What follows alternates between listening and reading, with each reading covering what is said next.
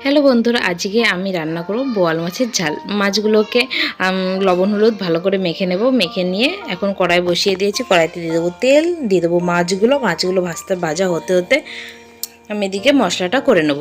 মশলায় দেবো আদা, রসুন, জিরে, শুকনো লঙ্কা আর দিয়ে দেবো সাথে গরম মশলা আর 1 চামচ দই। একটুখানি জল দিয়ে মশলাটা করে নেব। মশলাটা হয়ে গেছে, এদিকে মাছগুলো ভাজা হয়ে গেছে, মাছগুলো নামিয়ে নেব। মাছগুলো নামিয়ে নিয়ে এই কড়াইতে দিয়ে দেবো সামান্য কটা জিরে দেওয়ার পরে দিয়ে দেবো পেঁয়াজটা একটুখানি লবণ দিয়ে ভালো করে ভেজে নেব। ভাজা হয়ে গেছে, এখন করে রাখা মশলাটাও এর মধ্যে দিয়ে দেবো। মশলাটা ভালো করে কষিয়ে নিয়ে এর মধ্যে ঢেলে দেবো জলটা ফুটলে এর মধ্যে ছেড়ে দেবো মাছগুলো ছেড়ে দিয়ে কিছুক্ষণ হতে দেবো।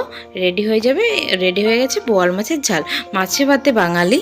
বাই বাই বন্ধুরা।